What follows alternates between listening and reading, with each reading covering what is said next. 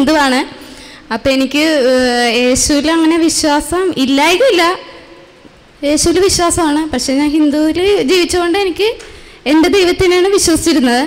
എൻ്റെ അമ്മായിയമ്മ യേശുവിൽ വിശ്വസിക്കുന്ന ഒരാളാണ്. ഒരു ദിവസം പ്രയറിനൊക്കെ പോകാറുണ്ട്. ഒരു ദിവസം ഒരു ബുക്ക് കൊണ്ടുവന്നിട്ട് എന്നോട് പറഞ്ഞ് അതിൽ നിനക്ക് എന്തെങ്കിലും 3 കാര്യങ്ങൾ നീ എഴുതി വെക്കാൻ പറഞ്ഞു. എനിക്ക് വിശ്വാസമില്ല, അമ്മായിയമ്മ പറഞ്ഞല്ലേ. അമ്മയുടെ മുമ്പിൽ വെച്ച് തന്നെ ഞാൻ എഴുതിയത് 3 കാര്യങ്ങളാണ്. 2 കാര്യങ്ങൾ ഞാൻ പറയുന്നില്ല, സാധിച്ച കാര്യം ഞാൻ പറയുകയാണ്. എനിക്ക് ഡ്രൈവിംഗ് പഠിക്കണമെന്നുള്ളൊരാഗ്രഹം ഉണ്ടായിരുന്നു. ഞാൻ എഴുതി വെച്ചു. 1 വർഷം കഴിഞ്ഞു. എനിക്ക് ഡ്രൈവിംഗ് പഠിക്കാൻ പോകാനുള്ള സമയം ഉണ്ടായിരുന്നില്ല. ഞാൻ ജോലിക്ക് പോകുന്നതായിരുന്നു. 8 മണിക്ക് പോകും, കൊച്ചിനെ ഡേ കെയറിലാക്കുമായിരുന്നു. വൈകുന്നേരം 6 മണിക്കാണ് വരുന്നത്. പിന്നെ വീട്ടിലെ പണിയായിരിക്കും. കൊച്ചിനെ ഡേ കെയറിൽ കൊണ്ടുവന്നിട്ടുണ്ടെങ്കിൽ അവളുടെ അടുത്തിരിക്കണം. അങ്ങനെ എനിക്ക് അതിനൊന്നും സമയം ഉണ്ടായില്ല. പക്ഷേ ഒരു സമയത്ത് എനിക്കത് ഓഫീസിൽ നിന്ന് തന്നെ അവർ പറഞ്ഞു, നിങ്ങൾക്ക് പഠിക്കാൻ ആഗ്രഹിക്കുന്ന എന്തെങ്കിലും കാര്യം ചെന്ന് പഠിച്ചോ, 1/2 മണിക്കൂർ നിങ്ങൾക്ക് സമയം തരാമെന്ന് പറഞ്ഞു. ഞാനങ്ങനെ ആ കാര്യം പഠിച്ചു കഴിഞ്ഞിട്ട് എനിക്ക് 2 വീലർ ഓടിച്ച് റോട്ടിൽ നടക്കാനുള്ള ആ ഒരു മനസ്സ് എനിക്കില്ല. പഠിച്ചു കഴിഞ്ഞ് 8 മാസം കഴിഞ്ഞു. ഞാൻ ഡ്രൈവിംഗ് പഠിച്ചില്ല. പഠിച്ച് പാസ്സായെന്ന് മാത്രമേ ഉള്ളൂ. വീട്ടിൽ വന്നിരിക്കുക. പിന്നെ ജോലിക്ക് പോയി. ആ സാഹചര്യത്തിൽ എനിക്ക് ആ ജോലി ഉപേക്ഷിക്കേണ്ടി വന്ന് ഞാൻ വേറൊരു ജോലിക്ക് പോകാനിറങ്ങി. അവിടെ 2 വീലർ വേണം. ഇന്ന് ജോയിൻ ചെയ്യേണ്ട ദിവസമാണ്. ഞാൻ 2 വീലർ എടുക്കുകയാണ്. ഞാൻ മനസ്സിലൊന്നും വിചാരിച്ചിട്ടില്ല.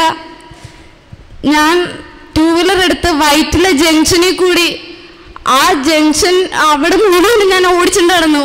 പക്ഷേ എനിക്ക് അന്ന് മനസ്സിലായില്ല, ഞാൻ ആ ബുക്കിൽ എഴുതി വെച്ചത് കൊണ്ടാണ് എനിക്ക് ആ വണ്ടി ഓടിക്കാൻ പറ്റിയതെന്നുള്ളത്.